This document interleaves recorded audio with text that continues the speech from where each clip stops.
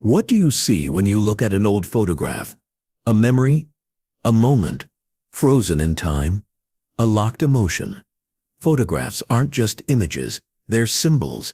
Fragments of energy suspended between the present and the past. And when that image belongs to someone who has left this world, its meaning shifts completely. Carl Jung, the pioneer of deep psychology, spoke of the hidden power of symbols. To him, the objects we keep, even the simplest ones, become portals into our psyche, triggering unconscious layers we don't even know exist. So what happens when we keep photos of the deceased unconsciously? Could they be affecting your energy, your rest, your vitality, without your awareness? Many people do it out of love, for remembrance, out of habit, but unknowingly, they're creating open bridges that continue to drain energy from the world of the living to the world of the dead. It's common to see photos of deceased family members mixed with current portraits, in the same frame, the same shelf, even the same room where we sleep, and without knowing why, we begin to feel more tired, melancholic, stuck. Coincidence? I don't think so. In many ancient cultures, an image was believed to contain part of the soul, and even if we deny it now, our body knows, our energy perceives, our mind suffers, because when the living and the dead live too close, balance is broken. Jung said that what we do not make conscious, we experience as fate, and often that fate looks like stagnation, grief that never ends, insomnia without explanation, or a sadness we can't trace. Why does this happen? Because the unconscious doesn't distinguish between symbol and reality. To your psyche, a photo is not just a picture, it's a door, an active emotional connection, a thread of energy still alive. Imagine that every time you walk past that photograph, part of your mind reconnects with the memory. And if that memory hasn't been healed, if death hasn't been accepted, then the image doesn't bring peace. It becomes an invisible anchor. This is not about superstition. It's about archetypes, about energetic fields, about emotional wounds that remain open. Right there where you decided to place that portrait, where are your photos of the dead right now? On your nightstand, in your living room, on your desk? You're not alone in this. Millions of people, unknowingly, cling to the past, as if their life depends on it, and in doing so, life slowly slips through their fingers, silently, without warning. Do you feel a sadness you can't release? Comment, I'm ready to let go if a part of you knows the time has come to close the cycle. Subscribe for more messages that bring light to shadow and awaken the soul. Because there are moments when the spirit needs someone to say you can let go without forgetting. And what does letting go mean in this context? It doesn't mean throwing photos in the trash or forgetting those we love. It means giving the past its proper place without allowing it to take over the present. Because life, as Jung said, demands transformation, and for something new to be born, something old must symbolically die. Even when it comes to love, keeping a photo of someone who has passed away isn't wrong by itself. The problem is how and where we place it. When that image remains in a space of everyday life, the kitchen, the bedroom, the place where you dream and plan, its energy begins to blend with yours. That's when confusion starts. The human soul needs boundaries, and a photo of someone who is no longer here needs a ritual farewell, an altar, a symbolic space where that energy can rest, not continue to wander among our bills, alarms and routines. The ancestors knew this. Old portraits were placed on altars, surrounded by flowers, candles, silence. They weren't spoken to every day. They weren't kept near the bed. They were memory, not company. But in our modern era, we've mixed everything. We live with the dead too closely, without understanding the cost of doing so. And that cost is often the inability to move on. Because while part of your energy remains tied to what was, you'll never fully embrace what could be. And in that cycle, to honor the dead doesn't mean holding on. It means letting go. Many people, afraid of forgetting, cling to photos as if they were the last fragments of presence. But memory doesn't live in paper. It lives in you, in how you embody what you learned from that person, in how you love, heal, and keep going. Some photos heal, others bind. Have you felt it? That photo that when you look at it, drags you into a void. That image that keeps you from sleeping well. That face that's no longer here but still governs your emotions.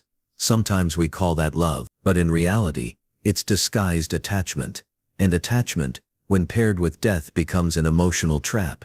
That's why Jung spoke of symbolic acts as bridges between the unconscious and the conscious.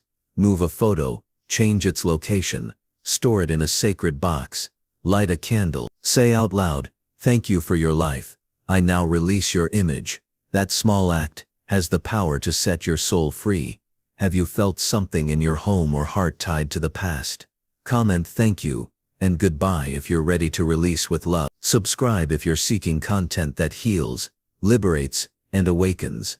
Because remembering in peace is better than living bound to pain. And when that object is a photograph, its emotional weight multiplies. They're not just faces, they're unresolved chapters, undigested grief, unspoken goodbyes.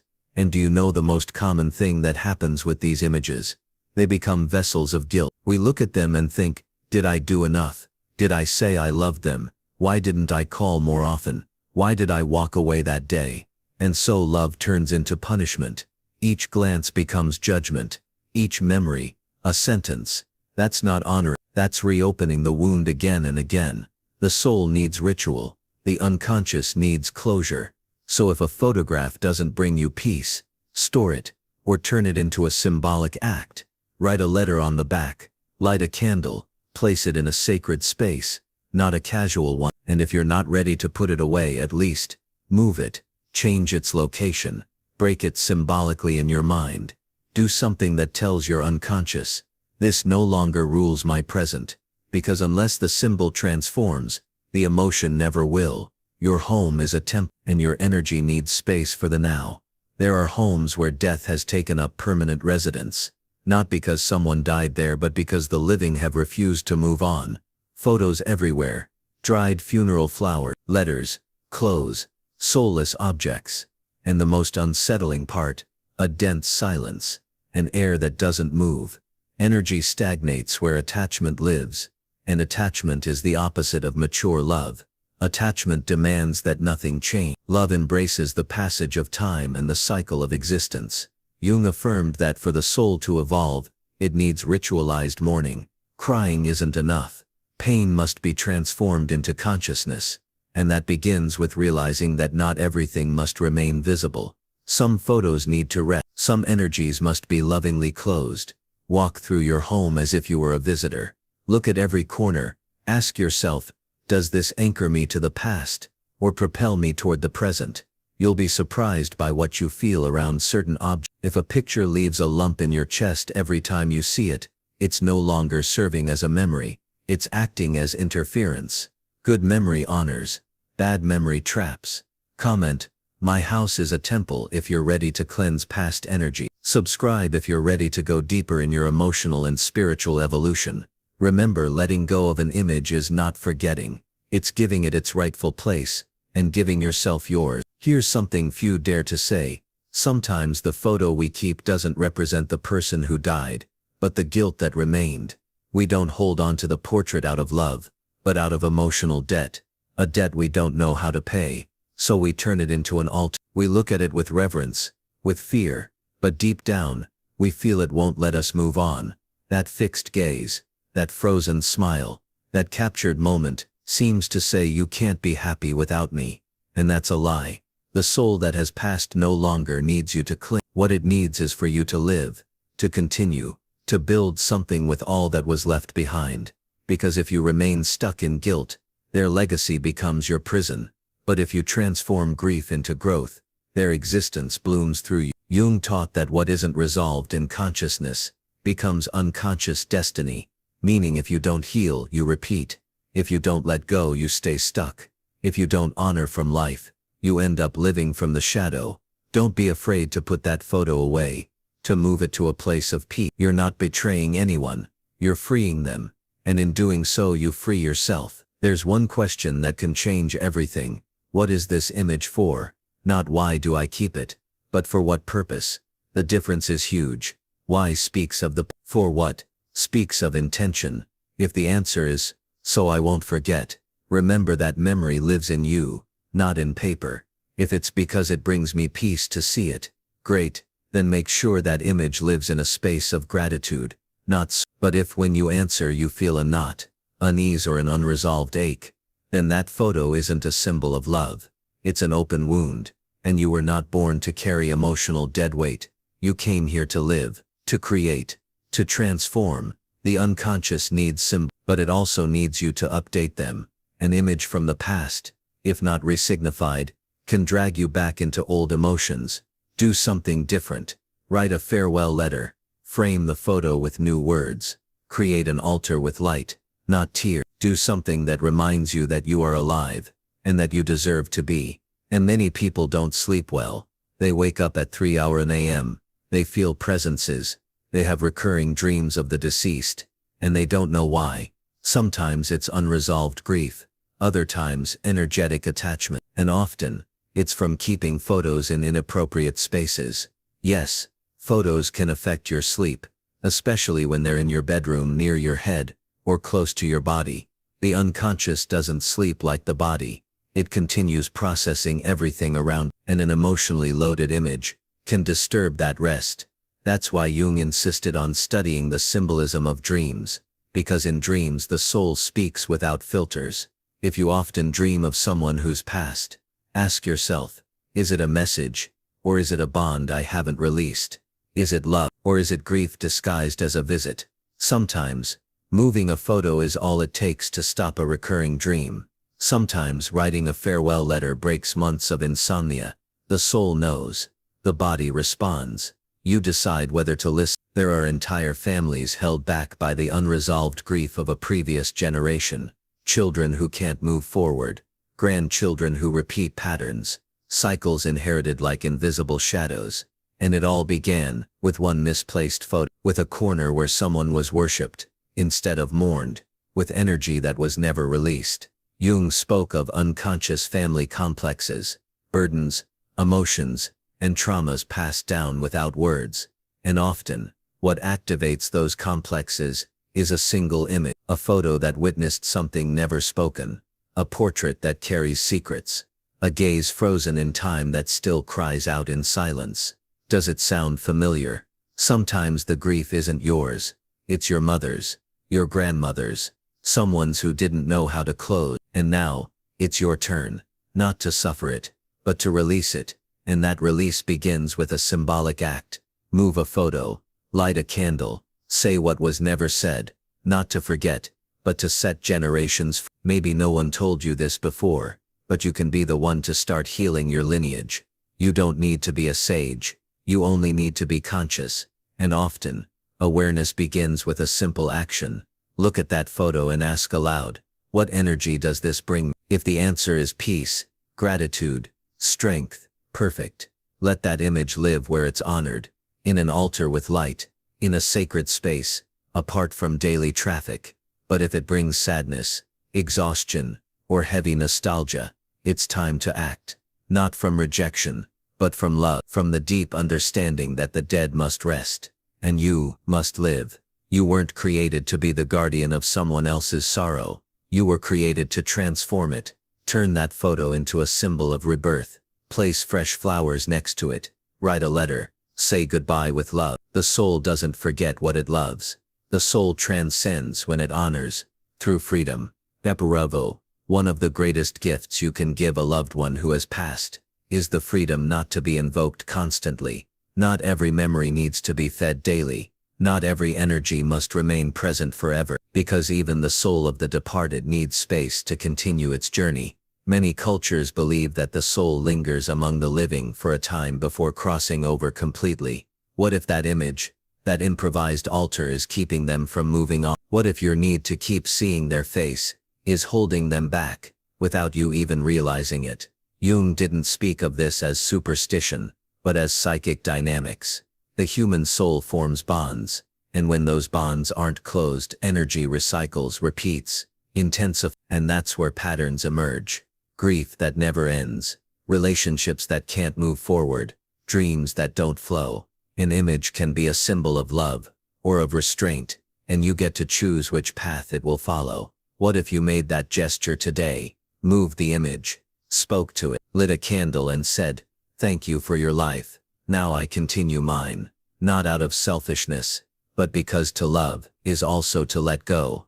Imagine that every picture in your home is an unspoken phrase. What words have you been silently repeating? A photo can whisper, "Don't forget me. You can't live without me. Carry me with you. Stop here." But it can also say, "Thank you for remembering me with peace. Go on, I walk beside you from another plane. Don't hold me back. I'm already free." What it says depends on how you place it. The context, the symbol, the space. A photo is not just a photo, it's a silent declaration, and your soul hears it, your energy absorbs it, your decisions, even unconsciously, reflect it.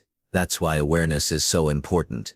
Pay attention. Look anew at what has been in front of you for years. That frame above the couch, that photo on your nightstand, that folder you open every time you feel alone. Do they help you grow, or do they invite you to stay behind? Only you can. But if it brings discomfort, sadness, or emptiness, then it's time to change something. Impermanence, impermanence. Jung said that what we don't make conscious becomes destiny, and that includes what's on your walls, your memories, your photographs. This isn't about fearing an image, it's about asking yourself, what energy am I allowing to live with me? There are homes filled with portraits of the dead, but empty of living presence. Spaces decorated with old pain, wrapped in golden frames. Memories that aren't nostalgia, but chains. It's not your fault. No one taught you that symbols weigh more than what's visible. But now you know, and that changes everything. Rearrange your home like someone rearranging their soul. Put away what anchors you. Embrace what lifts you. Release what hurts more than it heals. And remember, the soul doesn't need proof to love. It needs peace to flourish. It's not betrayal to move a photo. It's mature homage. It's accepting that life continues, and that you have the right to keep living it with presence, light, and freedom. Often that photograph doesn't just hold you back. It holds back the energy of your entire home. Visitors feel it. The atmosphere reflects it. You sense it, even if you can't explain it. There are homes that feel cold, heavy, loaded, and it's not from a lack of sunlight. It's from an excess of grief, from unresolved symbolism. Portraits of the deceased shouldn't share the same space as the living, not out of superstition, but for energetic health. An altar is an altar. A living room is a living room. A bedroom should be a place of life, not death. Try this. Remove that photo from its current spot. Don't throw it away, just move it. Place it somewhere else, with respect. Then observe yourself in the following days. How you sleep, how you breathe, what you dream, how you feel. You'll be surprised at the impact of such a small gesture, because the soul is wise, and when it sees you making conscious choices, it responds with relief. And that's where true mourning begins. Not the mourning of loss, but of transformation. Remember them, but don't live in them. Bless them, but don't merge them with your current emotional space. Jung would say that a misplaced symbol can bury your growth, and that every symbolic act has healing power when done with intention. So here's a simple yet powerful proposal. Ace.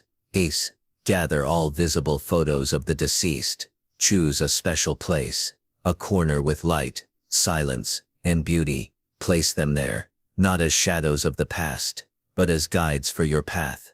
Add a candle, a flower, a prayer, and then say out loud, "Thank you for your life.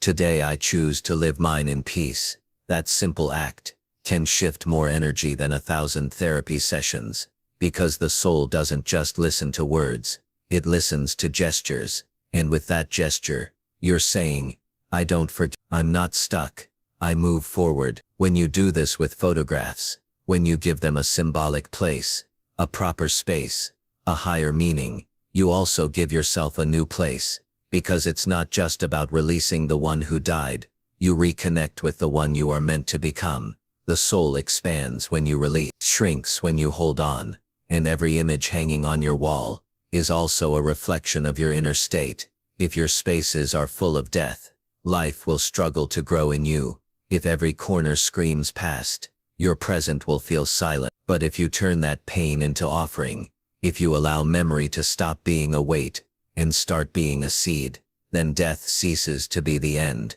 and becomes a beginning. Jung said it clearly, the shadow transforms only when it's illuminated. Today you can be that light, for your home, for your lineage, for your soul, and it can all begin with a single photograph. If you made it this far, it's not by chance.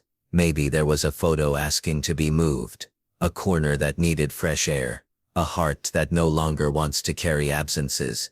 Today you can choose. You can make that gesture. You don't need permission, just awareness, just intention, just true love. The soul of the one who left doesn't want you sad, or stuck, or dimmed. They want you to live, to create, to breathe deeply, and say thank you, and good. Because goodbye is not forgetting, goodbye is respect.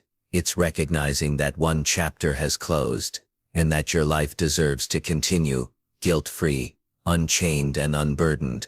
Keep the photo if you want, but do it with light, with joy, with purpose. Let that image inspire, not consume. Let it connect you to life, not trap you in death. Carl Jung taught us that when we transform within, everything we touch changes. Today that transformation is in your hands. Do it. Do it for you, for those still here, and for those who, from another realm, whisper to your soul, it's time to live.